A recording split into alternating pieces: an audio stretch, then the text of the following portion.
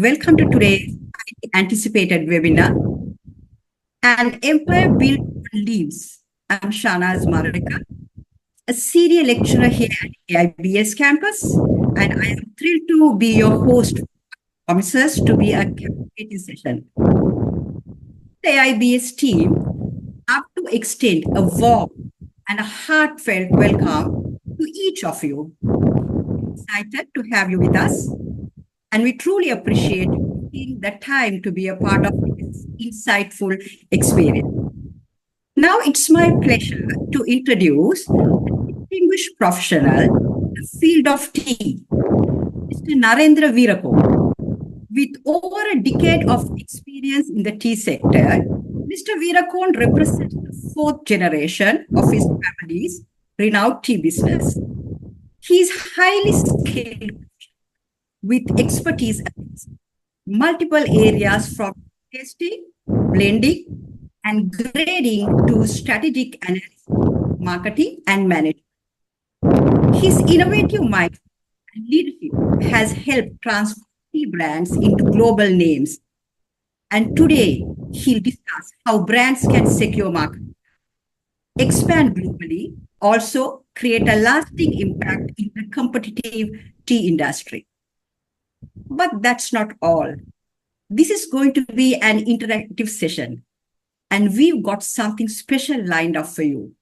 We are giving away 2 gifts from Bhagavantala Ceylon Tea, and all you have to do is to answer the question during the session. So stay tuned, stay engaged, and let's make this a fun and a rewarding experience for everyone. To kick things off, let's take a moment to watch a brief video showcasing Bhagavantala Ceylon Tea, one of Sri Lanka's most iconic and prestigious tea estates.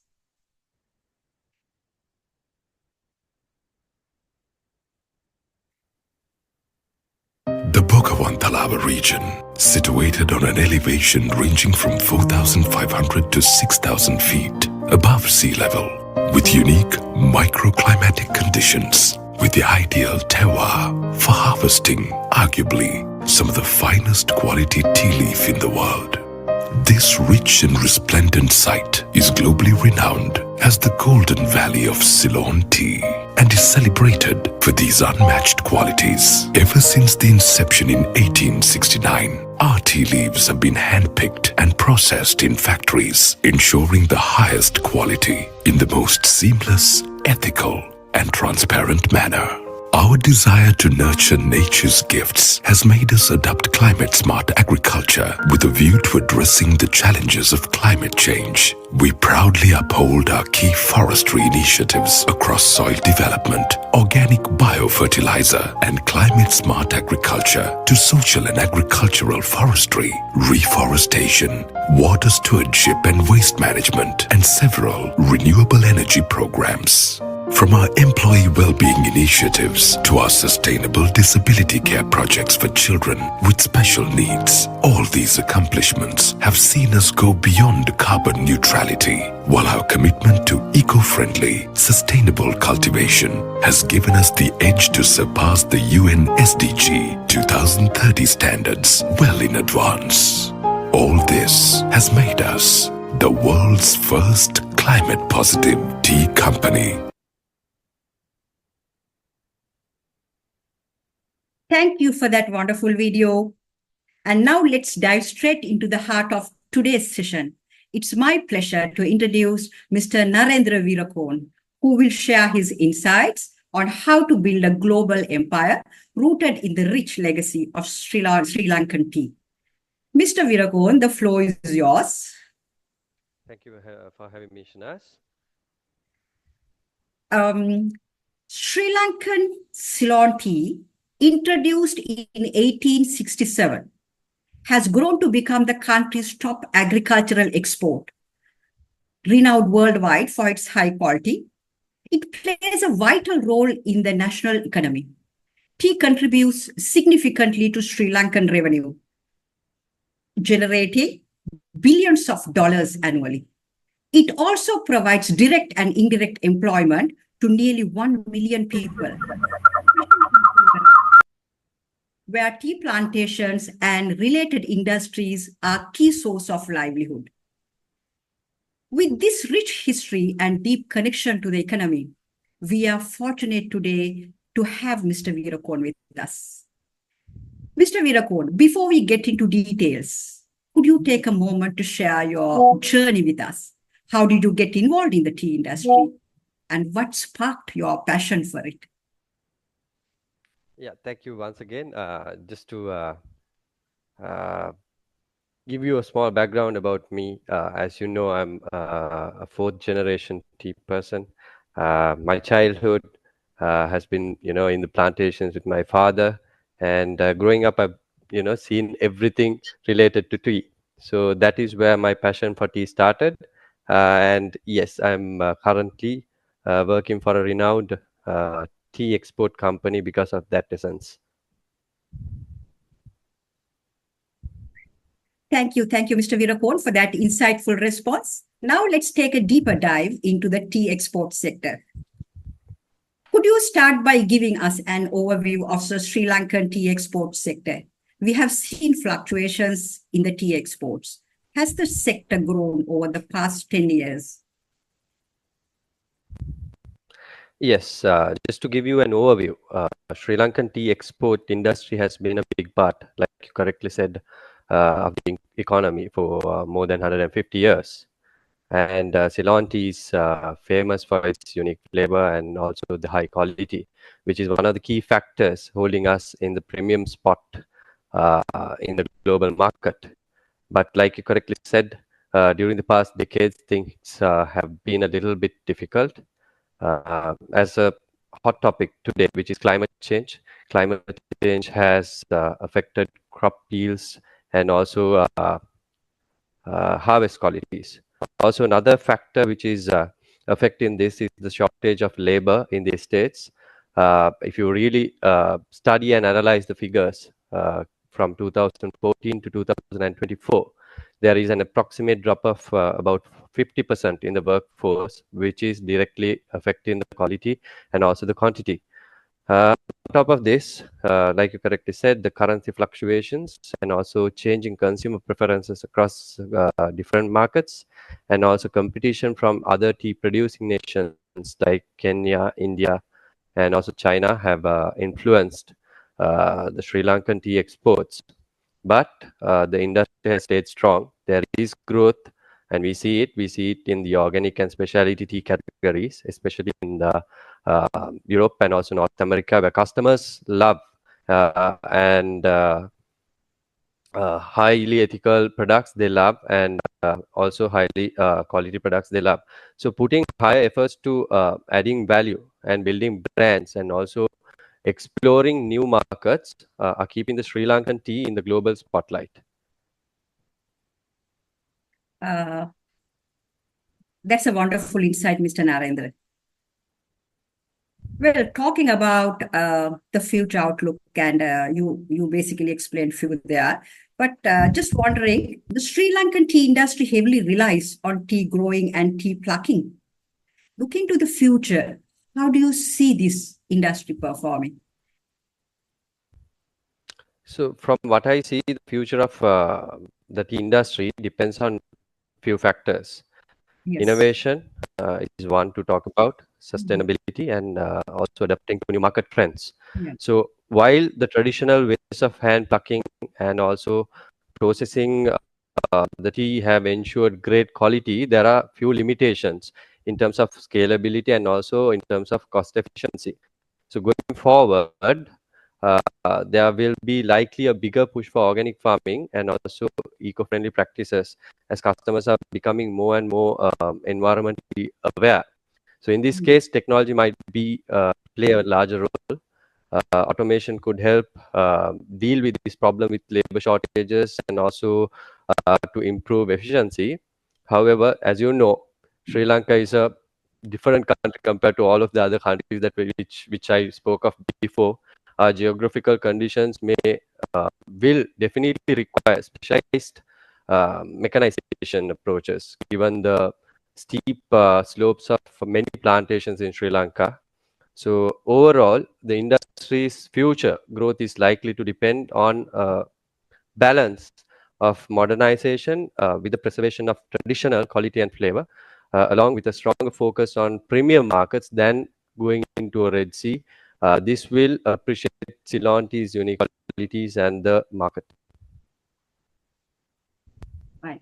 In terms of technology advancement, what innovations do you think would benefit the tea sector, particularly in estate management, tea plucking? Many estates still rely on the practices that are decades old. Are there any modernization plans within your company to enhance the productivity? Yes, we talk about a lot these days about artificial intelligence. So, for an example, AI and data analytics could be used in estate management to predict and optimize crop yields based on weather patterns, soil health, and also pest dynamics, which is currently done manually and all of that. So, smart irrigation systems also could cut down on water waste and also boost tea quality. So, tea plucking is another area where technology can help, although, like I previously mentioned, our hilly terrains can make it a little tricky. So, for an example, if we can use lightweight portable machines, this it could ease the labor needs while keeping the quality at a high level. So, at Bhagwan Talava, we are exploring several modernization initiatives, including precision agriculture tools and data-driven crop management systems to improve productivity while maintaining our high standards. Thank you. And let's shift focus to your company now, Bhugavantalavati, a well-known and established name in the industry. Many travelers to Nuarelia recognizes the Bhugavantalavati estate. Could you share a brief overview of the company's history and journey? We love to hear it. Yeah, Bhagwantalavati, as known as the Golden Valley of Ceylon tea, has a proud history in Sri Lanka. This is located in the cool, lush highlands of Sri Lanka. We've been producing high quality teas that reflects the unique terroir of Sri Lanka. I think the video shared spoke louder. So just to give you a small brief, so we produce about 3.15 billion cups per annum, which has 100% traceability. So we've always focused on excellence and sustainability, treating our workers fairly and taking care of them, and also taking care of the environment. As pioneers in the tea industry in Sri Lanka, we built stronger relationships with a lot of international clients. Today, our commitment to quality and sustainability and innovation ensures our teas remain world class. That's a wonderful insight. Uh, well, talking about value addition and niche market, the government has been advocating more value addition in the tea industry to assess niche markets and achieve premium pricing as well. Have you introduced any innovative products, and what percentage of your export consists of value addition? You basically told us that you have also introduced new innovative products, but can we know more details about it? So, in terms of value, we as a company we realized that going on the traditional methods of just offering black teas or bulk teas is not going to work for us. So we identified that initially. So adding value to the product is a key in the current context. So when you look at Bogantala, around 90 to 95% of our total exports are value added products. So of the 90 to 95 percent of products, 80% of it is again fair trade certified. So in line with the government's objectives, we have invested highly in development of specialty teas, also herbal infusions rather than going for typical black teas. These kind of products cater to high-end customers in Europe and also North America and especially few parts of Asia. So where the demand for these kind of products are very much high and it's growing very much. So in terms of other factors like packaging, branding, storytelling mainly is specially used in our case to share heritage and also the sustainable practices with the customers. And also now, if you look at most of the exporters in Sri Lanka, they are considered traders, whereas we are not traders, we are a grower. So our traceability is also a value addition to certain markets. So by diversifying beyond traditional things, as I especially mentioned, uh, um, we are meeting and staying ahead of the curve with a bonus. I'm sure the audience finds it encouraging to hear about the resilience and the innovations in the Sri Lankan tea industry. Um, let's now go to let's talk about labeling. Another key area of focus in developing unique Sri Lankan tea brand. Does your company export under its own brand, or do you mainly engage in private labeling? So we do both private labeling for global clients, mainly in Europe, and also we promote our own brand.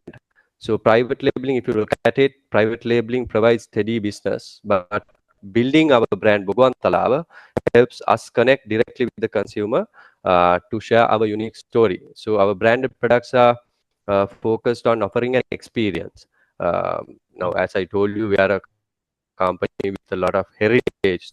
So we are showing our history, flavors, and the values in our products. So something to note here is that balancing these two, private label and also on our own brand, we can reach out to more customers while strengthening our identity as one of the most premium producers. Yes. Okay, coming to competition and global marketing strategies. Given the increasing competition from countries like Kenya, which benefit from economies of scale and competitive pricing, how can Sri Lankan tea exports, particularly those dealing with the premium products like Bugontalavati, effectively compete in the global market? Can you explain further on that? Especially Yes, against you're producers like China? correct. You're correct. The tea market is actually very competitive right now with countries like Kenya and China producing cheaper teas. How our strategy at Bhagwan is to focus on leveraging the unique qualities that Ceylon tea and targeting a premium market, which is differentiating from Chinese offering and also the Kenyan offering. We highlight on the unique flavors that we produce, the ethical practices that we produce, do, and also the heritage, which is appealing to few customers or few high-end customers in mainly in Europe. So specialty blends, unique certifications like climate positive, which we highlight, and also the direct to consumer channels help us compete in these markets despite the challenges that we have. So sticking to quality and sustainability, also talking about a story, we continue to thrive in competitive markets. That's an excellent point. Thank you for sharing that. Talking about importing countries, which countries are the top importers of Ceylon tea, and what unique features do you think make them choose Sri Lankan tea over other regional options? So, if you look at the importers of Sri Lankan tea, this has been changing time to time. But in Mm. tradition, uh, uh, countries like Iraq, Russia, Turkey, UAE, and Japan, these are few of our main tea importers. So these markets appreciate high, rich, strong kind of teas from Ceylon, which differentiates us from the other regional growers. Uh, for an example, China or Kenya. So one thing that we have to keep in mind here is each market has its very own taste preferences. For an example, if you look at Middle Eastern countries, they prefer a full-bodied, a flavorful black tea, where a country like Japan would ask for a high-quality specialty tea. So at Bogwantala, we tailor our products to meet these preferences by ensuring that each cup that we produce reflects the rich heritage and quality of Ceylon tea. Here. On the subject of maintaining premium reputation, Ceylon tea is celebrated worldwide for its quality, as you said. How has Bogotala maintained its reputation as a premium tea producer in such a competitive market? Can you further explain on that matter? And how do you export under Ceylon tea logo? Do you export, by the way, under the Ceylon tea logo? Yes. Absolutely, absolutely. Bogantalava, as a company, we keep its premium status by mainly focusing on quality and the traceability, ethical practices, and our main USP, which is sustainability. From the field to the cup, we ensure only the best leaves are selected and processed. Our organic and sustainable practices are resonating with the customers who care about environment and also fairness. So if you look at any other plantation in the country, for them to come to the state that we are in, Bogwantala currently is in, it will take another 20 years. So that is our sustainability strength. And on top of it, like you correctly said, the Ceylon tea logo is on our current products, and this assures the quality and the authenticity. So by constantly innovating and diversifying, we are, you know, we stay relevant in the premium markets. Yes. Well, lastly, as the Vice President of Bhagavantalav, what leadership qualities have been key to navigating the challenges and opportunities in the global tea market? And what advice would you give to young entrepreneurs looking into enter the tea industry based on your company's growth journey? Yes, the tea industry is actually a mix of tradition and change. So, my advice is to stay true to your values while adapting to the new ever-changing trends. Try to invest in technology, branding, and also to partner with uh, good customers to grow your business. So, we all know storytelling is a very powerful way of promoting your product. So, consumers today value the narrative behind the product. So ensure that you are coming up with a brand that communicates a compelling story. That's my advice to you. Thank you. Thank you, Narendra, for those truly invaluable insights. It's inspiring to see how you have combined tradition with innovation to build a world-class brand. Well, now we are now moving Thank into you one so of my much. favorite parts of the webinar, our live question and answer session. This is your chance to ask questions directly to Mr. Veerakorn and gain even more insights into the tea industry and building successful brands. I encourage everyone to participate actively.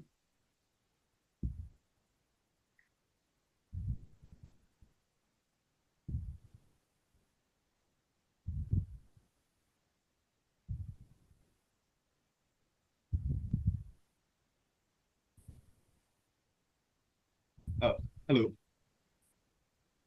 Uh, could I go now?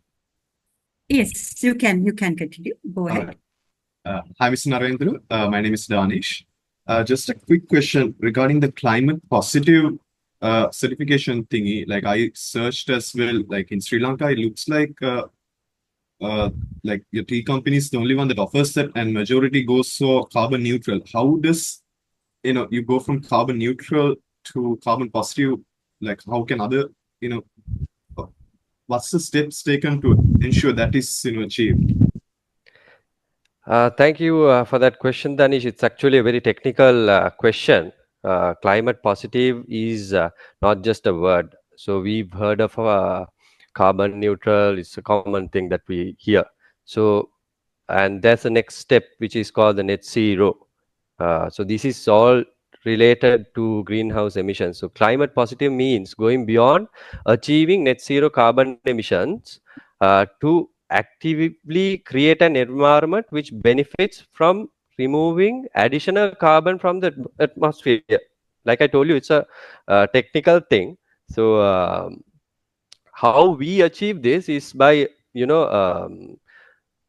doing a lot of things like combining renewable energy of use, then sustainable agriculture practices and forestation initiatives. These kind of things have helped us to achieve this. So as I told you, we are the only company in the world which has this climate positive state.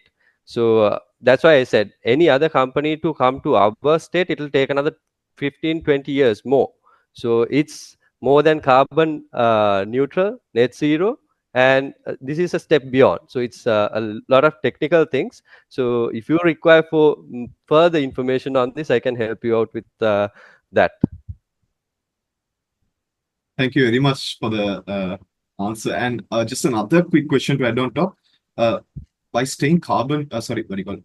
Like a carbon net positive kind of thingy, do you all get like carbon credits? Like, there are countries around the world that they sell carbon credits to other countries so that they can, I would say, like so that Yes. they can use, what do you So call we don't buy carbon credits, and also currently we are not selling carbon credits either. Okay, just to clarify. Thank you very much. No problem.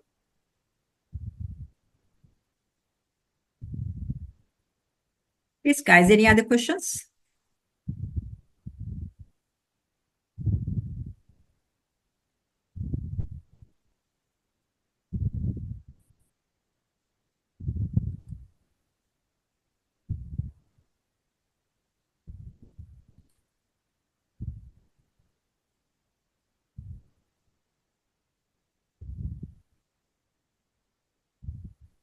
Um, Right, there's a question, a direct message from Vidunuan. As a leader in one of Sri Lanka's most iconic industries, how do you balance traditional practices with modern sustainability initiatives to maintain the global reputation of Ceylon tea?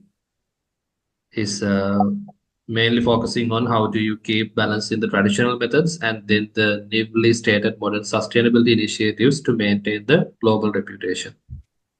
So this, yes, very good question. Sustainability requirements are changing every day. So if you look at, if you focus on older sustainability requirements, you will not, be competitive in the market. So UN has, given certain standards which we have to, you know, comply in a certain number of years. So we are working on those kind of requirements with the help of our sustainability director, who's actively engaging in all of these initiatives.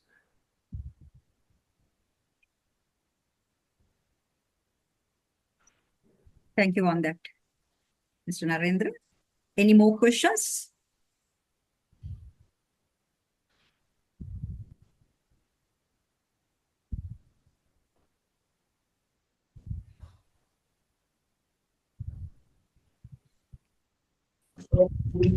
Hi, good evening, Mr. Narendra. Good evening. Yeah, so I have a question regarding this. So, how did you approach entering in new markets, especially globally? Like, what challenges did you encounter while expanding internationally, and how did you overcome them? Yes, Rashad. Now, when you look at any market, you need to first see what kind of product that you're going to offer. If you're trying to go into a market which is a Red Sea, you should think twice as to what kind of product you're offering. So either you offer a product which is niche, or either you create a demand for a product that you want to come up with. So the markets that we have entered, if you really look at Netherlands, for an example, I'll take Netherlands for an example. We are um, the largest exporter to Netherlands. We export about 400,000 kilos per annum. So if we had looked at, offering bulk tea in sacks, right, we wouldn't have been able to do it, for the simple reason, uh, bulk tea is competitive, and Netherlands is not a predominantly bulk tea importer. So what we did was we looked at what the customer want, right? We looked at what the government wants in the future. So by analyzing all of that, we identified sustainability was their key factor that they looked at when they were then when they were trying to get a new product. So that was the area that we focused. That is why 15 years ago, we when other tea brands started promoting their brands and all of that, we started working on sustainability. So now it has worked for us. So without any issue, our products are going very well in that market. So you need to understand what kind of product you are selling in which kind of market. All right, Mr. Narendra, thank you so much. It was insightful. Good evening, Mr. Narendra. Can you share insights on building strong relationship with tea farmers and suppliers? Sorry, I couldn't get you. Uh, can you share insights on building strong relationship with tea farmers and suppliers? Yeah, so I am a grower, so I will tell you how we work in the estates. So we are as a plantation, we have very senior people who are well geared to help the requirements of the farmers. So their requirements are met. So they have created some kind of bond towards the plantation. So that is how we have created a bond and a relationship with the farmers. Okay, thanks.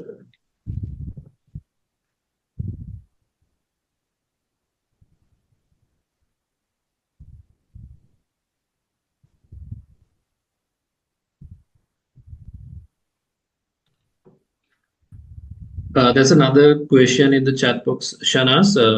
This is from Sena. What role does storytelling play in your brand's marketing strategy? A typical Gen Like Z question.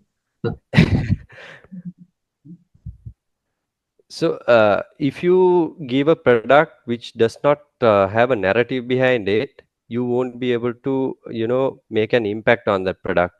Now, if you come up with a product which has a story, the customer will actually not want to buy the product just to have it, but to have the story also with it.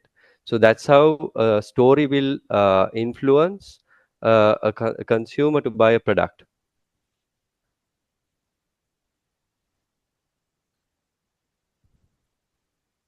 Actually got the answer. Yes. Hi, Mr. Narendra. Once again, quick question.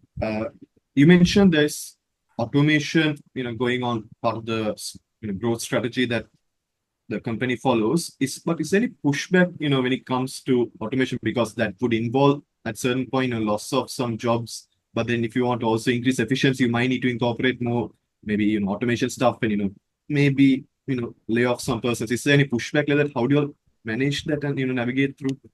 So, like I told you, Danish, there is a shortfall in labor. If you look at 2014 and 2024, 50% of the workforce is less, right? So there is no threat to the current workforce if we adapt to new automation systems. So right now we are using drones in fertilization. So it does not mean that people will be laid off. Okay, so It's simple as using AI. People say that AI will, replace you, but AI will not replace you. AI will make your life easy, but it will not replace you. okay, so thank you very much. Yes. Right. There's another question which was directed to me, Shanas. This is from Pravia Selvaratnam. What innovative marketing strategies are you using to attract the Gen Z customers? Tough question. Yeah, so basically, like you said, Gen Z people will not traditionally go for a normal tea bag.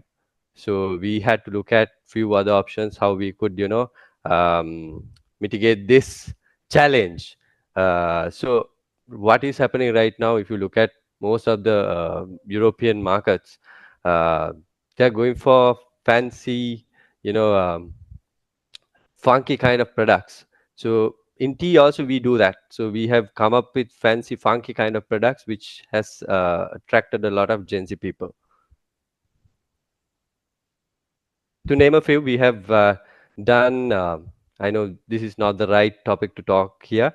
Um, in Europe, there, which is banned right now. I hope it's banned.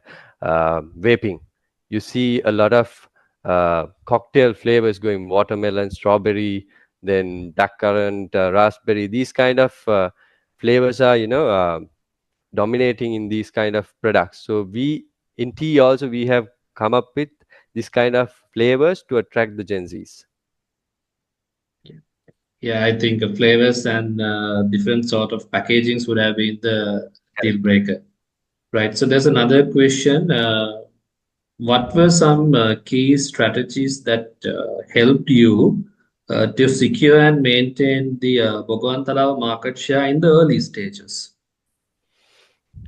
Early stages like for Bhagwan it had been a prominent brand from the inception, a prominent name in the market from the inception. So it was not really difficult for us to, market ourselves in countries like Japan. If you go to a country like Japan, you go and ask what kind of tea they want. They'll directly tell you what they want. They'll ask for a Dimbula tea. So when it comes to Dimbula, Bhagwan is renowned, so it was not very difficult for us to market ourselves in earlier stages.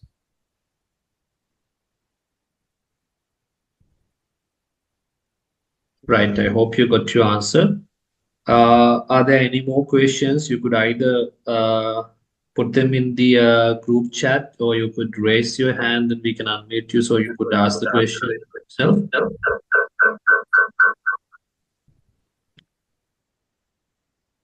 Yes, go ahead, please. Hello, can you hear me? Yes, we can hear you. Yes, as a small enterprise, what kind of support can we export from you to promote your products, or for that matter? Sorry, I couldn't get you. As a small businessman, what kind of support can we expect from your company to promote your products overseas? Promote our products or your products? Your products. Yes. So if you want to have our products, and if you want to promote our products, I think it's always possible for you to have a discussion with us where we will give the opportunity for you to come and talk to us. Then we can see what we can do to let you promote our products in the markets that you are planning to offer. Do you have any MOQs for that kind of exports? I think this is not the forum to talk about it. So Yes, I obviously, think, I think yeah. So probably we can maybe able to connect you after the session, Mr. Price, and then we'll see what we could do. Right. So there are a few other questions which I will direct it to you, Narendra. Now, one question is, how is our iced tea products doing in the global market? This is from Mrs. Razan. yeah, iced teas are mainly popular in the US market. Of course, we as Bhagwantala, we are not in that market. So it's a different market segment. So right now, we are not in that market segment. Right. So another question, this is from Mickey. What is the most important lesson you have learned while building your brand, and that you would like to share as for aspiring brand creators? What is the important lesson that you have learned through building the Bhagavan Talao brand? As I told you, the advice that I gave you, be true to yourself, true to your values, and while adapting to trends. So this has actually helped us to build our brand. Right. Now I'm getting more technical questions. What are the key factors that influence the quality of tea leaves during cultivation? To be very honest, I'm not the technical guy to explain on the tea production side. So if you have questions in related to that area, I can help you out by consulting the right people for that. Right. So another question is, Narendra, how has the rise of e-commerce influenced tea sales and customer behavior? Good question. Very good question. Actually, e-commerce is the way forward. I think with a lot of barriers coming into the picture. If you look at the pandemic, we had no way of promoting and selling our products, but e-commerce was the option that was there at that time. So from that position, that point onwards, e-com sales and that channel has grown to immense heights. So I think that would be one of the key channels going forward than going in the traditional channels. Right. Thank you. There's another question from, yeah, anyone? I have a question. Mr. Narendran, how do you plan to adapt to changing consumer preference and market trends?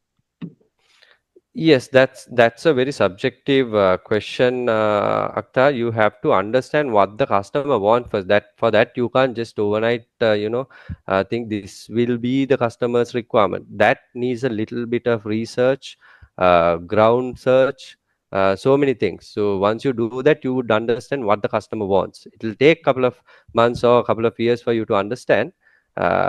So it's something that you have to be on the ball. Okay, Right. thank you.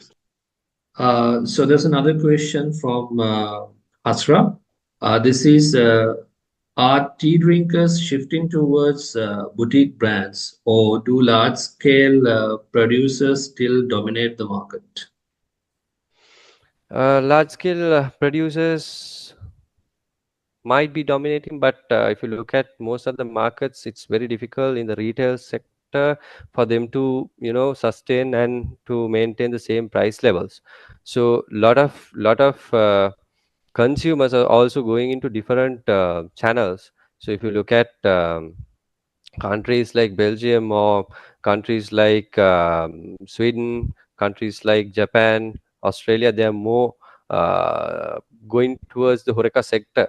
So people want to have an experience, so they have it there. So there, in these cases, not the largest producers will make an impact. A smaller producer uh, who has values, who has few USPs, can play a major role in that segment. Right. Thank you, Narendra. So there's another question from Ms. Pravia Selvaratnam. How do you measure the success of your marketing campaigns? So it's like this. No, we have been a traditional company, so we initially we have not done a lot of marketing campaigns. We don't do a lot of marketing campaigns. Our marketing is done in the ground. The work itself does the marketing for us, campaigns for us. So Right. we do not have to do additional marketing campaigns. Right. So there's another question from Hishanta. Hishanta, I hope I spelled your name correctly. What is your advice to young entrepreneurs who wants to join the tea industry, and where and how should they start? I hope it's the same Hishanta that I'm thinking of, but yeah. If you want to, get into the tea business, you need to learn about it. So there are certain places that you can learn about tea. For an example, a good brokering company.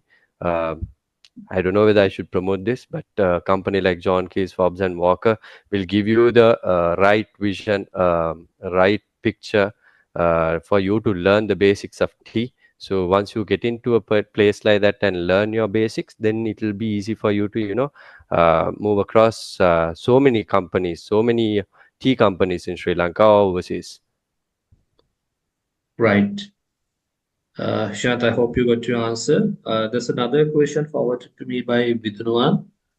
How ESG principles becoming critical in global business? That is number one. And the second follow-up question, how does Bhagavan Talavati integrate these values into its operations? And what measurable impacts have you seen on both profit in terms of profitability and community development? I think he's referring to environmental, social, and governance principles. I think ESG is a very technical thing which I might not be the right person to address. So will be able to get my experts who's in the subject to explain this if you want further information. Right. Uh, I there's have another. another question. Yes, please go ahead.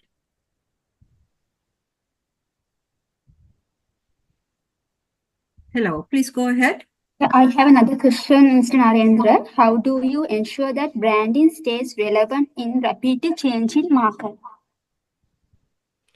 Again, Nipunika, I think it's a very subjective thing. So, branding is something that you have to um do by analyzing a lot of things. You can't just do a branding because you like a design or like a name, right? So you need to see whether your logo or your name would fit in that particular market that you want to go into.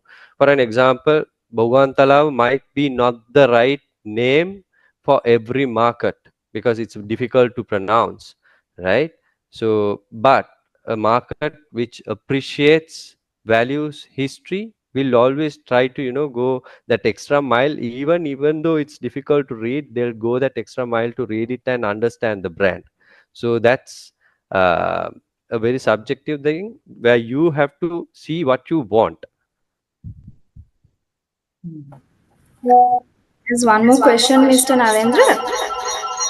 So, what advice do you have for brands looking to incorporate innovation while staying true to their roots? Could you repeat the question again, please? What advice do you have for brands looking to incorporate innovation while staying true to their roots?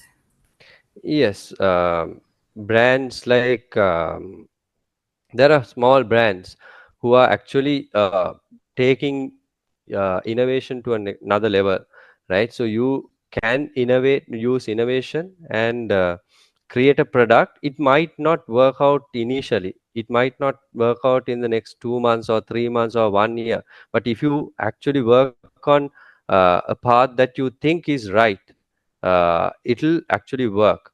People will accept it.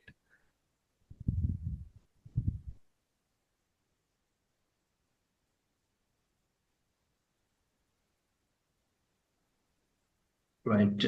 So there's another question which was directed to me. Mr. Narendra, what is your favorite type of tea and why? I'm a traditional guy, so I like the traditional black teas. Right, right. And also, there's another question from Hashini. Are there any untapped opportunities in the tea industry that you believe still businesses should explore? Any untapped markets out there? Definitely, there are a lot of markets that are untouched right now. We see a lot of markets which can be entered.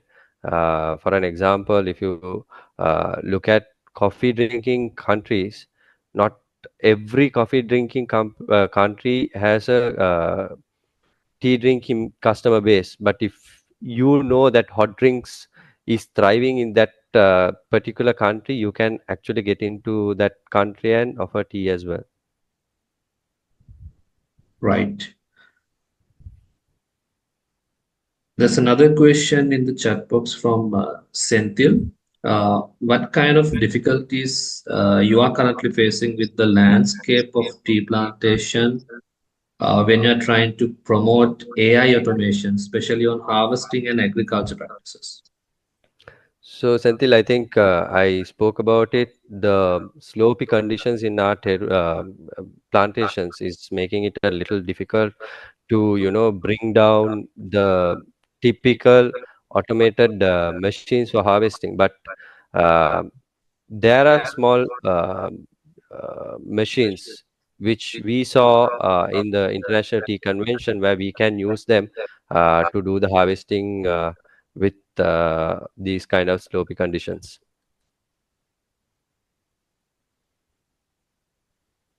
I have another question. How did you approach entering new markets, especially globally?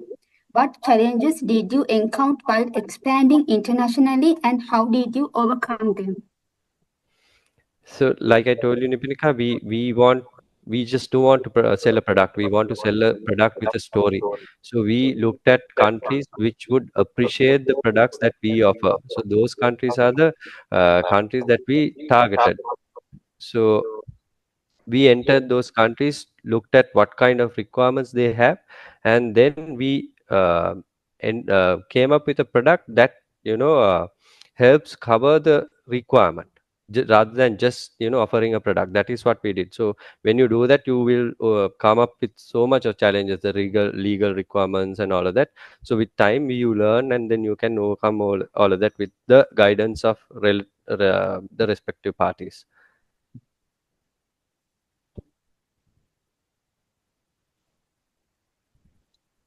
Right.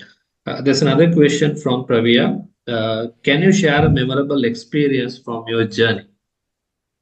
Yeah, today, I to be very honest, I'm not very old. I'm just 31 years of age. So today I'm holding a decent position in a very reputed company. For me to come here, I started my career at John Keys, doing the least thing that anyone could expect. I think we started off by washing the cups, the tasting cups. Initially, we thought, okay, why do we have to go through all of this? But then again, with time, you realize, okay, this training has made you so resilient, where you could do anything to get over and do anything to, achieve your dreams. So from that to this, I really enjoy what I've come through.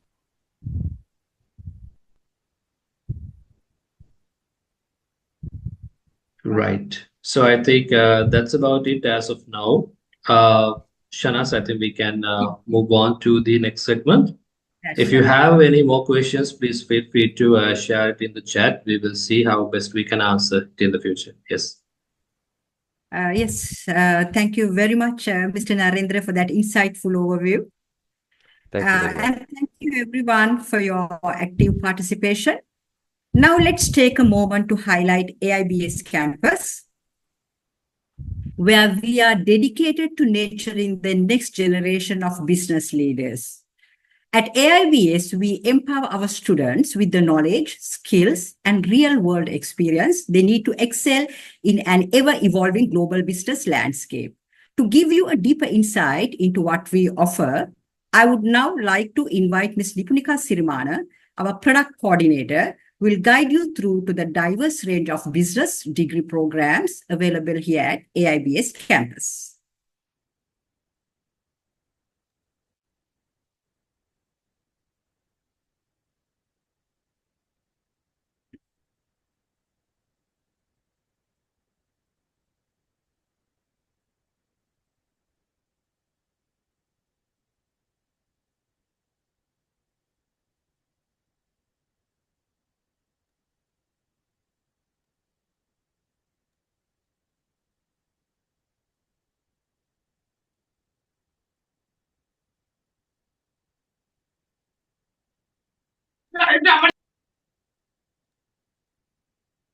Thank you, Ms. Shanas. Hope you can hear me. Yes, we can hear you, Ms. Nipunika. Okay, thank you, Miss. So thank you everyone for joining with us today.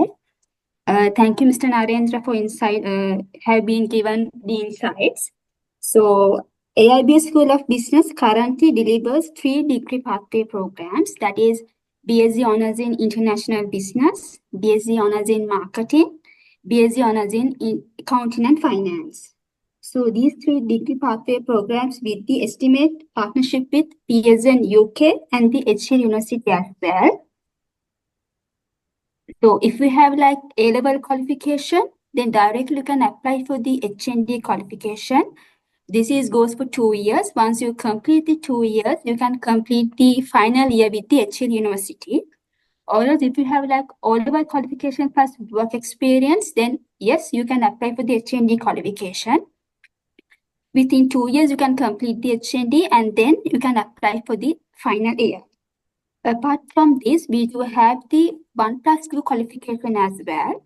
That is Deakin Pathway Program. So we do have the Business Analytics Program and the Bachelor of Commerce as well. So if you have O-level qualification, then you have to do a foundation that is goes for 10 months. Once you complete the 10 months, then you can apply for the Deakin Pathway, and within 1 year, you can complete the first year. So after completing the first year, directly you can apply for the Australia for the second and third year. If you have a A-level qualification, then yes, directly apply. You can apply for the Deakin Pathway Program. Within 12 months, you can complete the first year in Sri Lanka. After completing that, directly you can apply for the Australia. So for more information, you can contact me. So this is my contact number. It's 077-8933-997. So you can contact me at any time. So I'm happy to help you. Thank you very much, Miss. Over to you, Thank Shana. you for that insightful overview.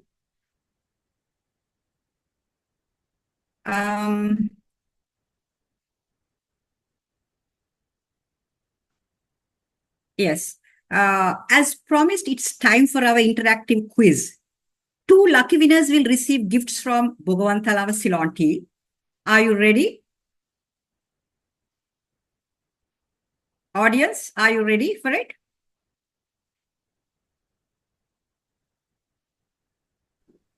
Yes. Yes. Here's the question. What do you think is the key to growing Sri Lankan tea industry in the future? I repeat again. What do you think is the key to growing Sri Lankan tea industry in the future? Please raise your hand if you know the answer, and we'll unmute your mic.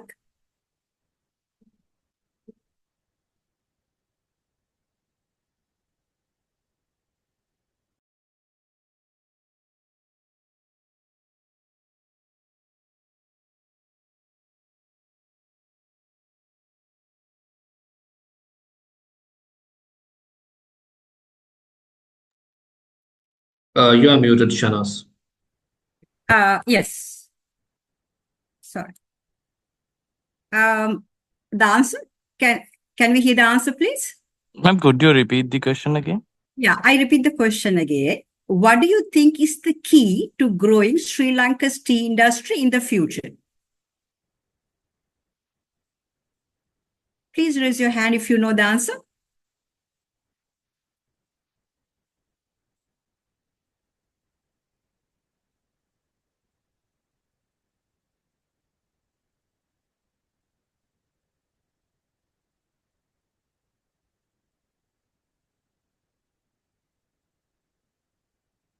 Yes, guys, anybody? Senthil has raised hand. I will unmute you, Senthil, that you could answer. Yeah, and I could see Zainab Rizan is also.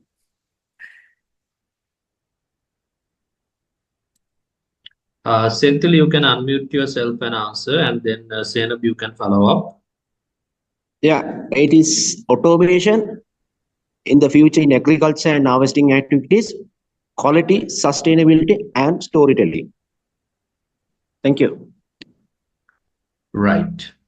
Thank you, Senthil. And Thank we you. also have Zainab. You can unmute yourself and answer. It's producing eco-friendly tea products. Producing eco-friendly tea products, right?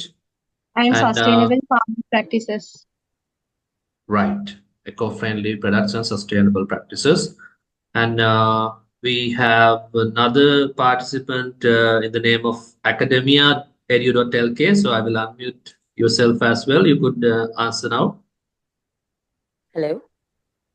We can hear you. Yeah, right. So as we all know, Sri Lankan tea is very famous, but comparing on a price level, we have a premium price going on. So the availability as such when compared to the other countries is at a minimum level, despite the fact that the demand is very high. I mean, based on the taste and everything, we stand out. But according to the quantity of supply, I think we are not at that level. So we can match with the demand. So in order that we are trying to kind of curate a premium price, we have to infuse a higher level of quality and brand uniqueness with aspects of storytelling, sustainability, eco-friendliness, and adapting to the evolving trends with regard to green evolution. Then I think that's the next level that we can use to kind of strengthen the brand that we already have and take it to the next level. Thank you. Right. Thank you. Could you also please mention your name? I'm Shabnam. I'm sorry. Sorry? Shabnam. Shabnam, right. Thank you, Shabnam. Thank you. Yes. Any other answers coming up?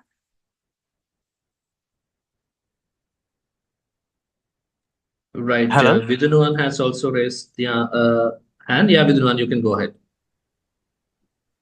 Yeah. So I think the key to grow in Sri Lankan steel industry lies in the combination of innovation, sustainability, and strategic market positioning, and embracing modern agriculture practices like precision farming and sustainable cultivation methods. I think can be enhance the productivity uh, while mitigating the impact of climate change, and also diversifying tea products such as like value-added teas, organic blends, and health-focused variants. So it can also attract new markets. And yeah, so that is my suggestion. Right. Thank you, Vidunuan. I think diversifying, that was the key highlight. Yeah.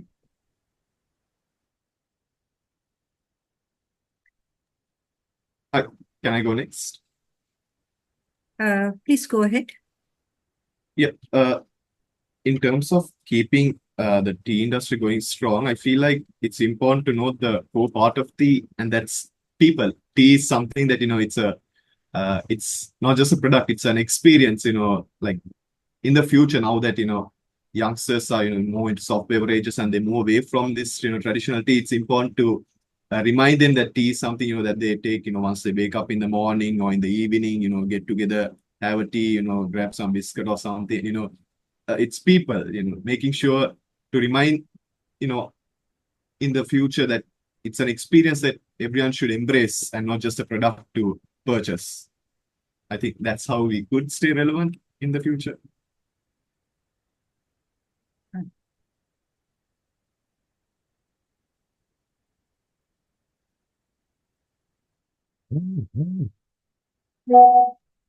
Thanks, Danish. Right. I think that's about it. Okay, well, thank you all for sharing such thoughtful and inspiring ideas. It's incredible to see the passion and the knowledge in this audience. While Mr. Narendra reviews the responses and selects our two winners, I would love to take this opportunity to transit to our next segment. So now I would love to invite Mr. Shahan Gunasekara, our head of marketing, to share where you can. I want to ask you before asking you to share where you can access this session and any additional details. I would love to ask you, as a head of the marketing, what have you gathered from today's session? Your take on it. What do you take on it?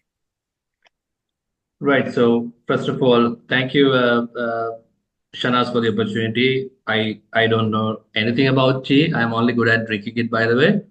But as a marketer, what I have learned is how well Bhagavantalava has used a mix of traditional marketing with the modern marketing techniques. I think that's what the brand is all about. Like Narendra clearly mentioned, when you have such a strong brand, I think in detail marketing is no needed. The brand itself do the marketing for them. And in my knowledge, I think in the future to come, there are a lot of Gen Z people I see here, the type of questions that they're asking. Branding is not just about your logo, the colors, or the fonts anymore. It's actually about building or crafting a vibe, experience, a message that will, connect your customers with your brand instantly. I think that's what all the global brands, local brands are starving as of now.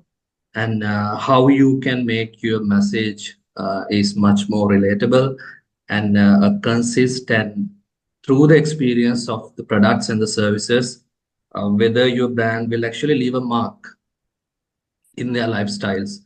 So I think that is what branding is all about in the new age.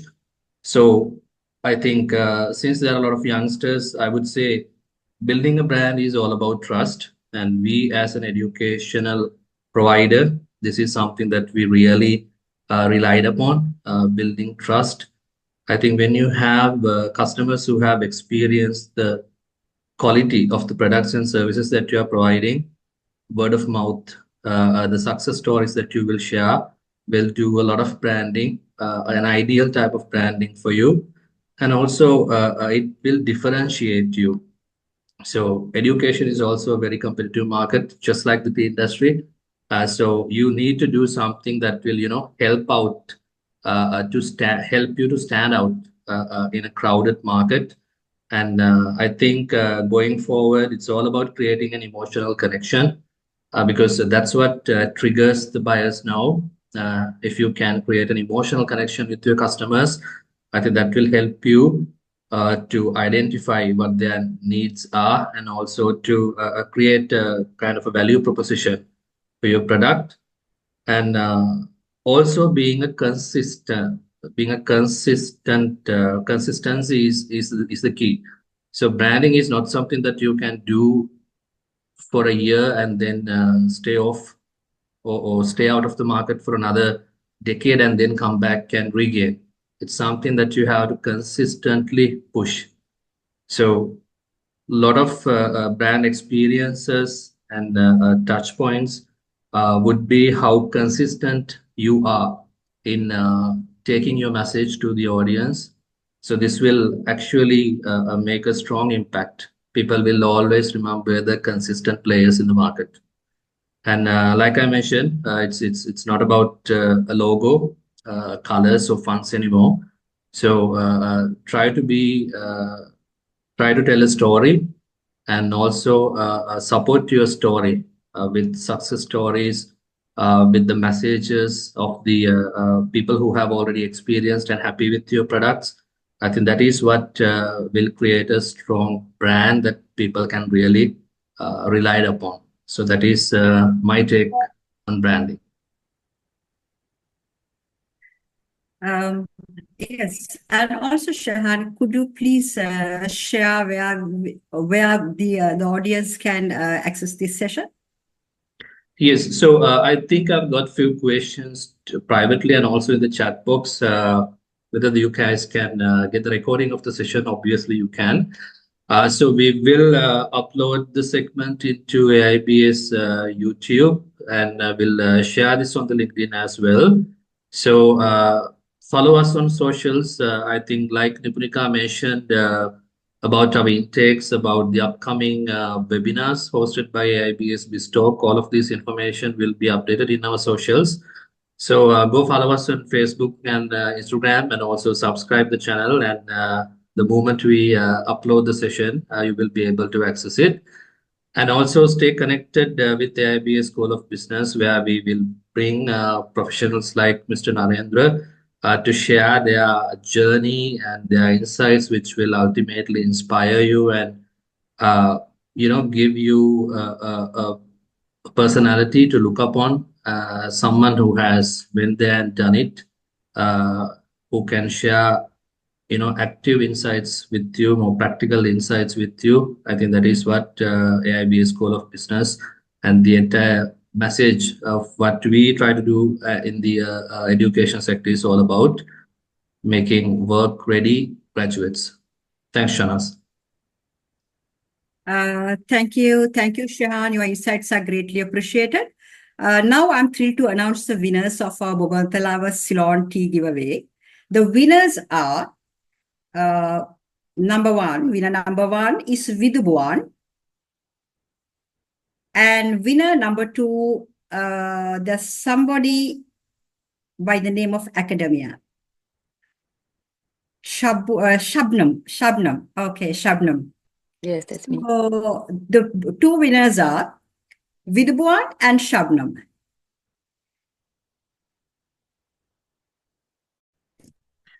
Congratulations, Okay. So Vidhuban and Shabnam. congratulations, guys, for your answers.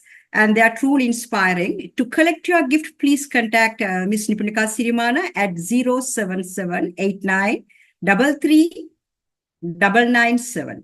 I repeat again, 07789339997. So, guys, as we are near to the end of our session, let me take a moment to summarize the key takeaways today. Today, we have learned about the importance of blending tradition and innovation to build a global tea brand. We have also gained valuable insights into the opportunities and challenges within the Sri Lankan tea export sector. So a huge thank you to Mr. Narendra for sharing your expertise with us today. We appreciate the time you took to engage with us. Thank you all to all our participants for your thoughtful questions and engagement. We hope you found this session both insightful and inspiring. Don't miss our next webinar, where we'll continue learning from industry leaders and entrepreneurs. Until then, thank you all once again, Mr. Virakol, and thank you everyone in the audience. Wishing you all a wonderful evening. Thank you very much for having me. Thank you once again. Thank you, Narendra. Thank you, Shanaz. Thank you, everyone, for joining in. Thank you. Thank you. Thank you, Narendra, once again.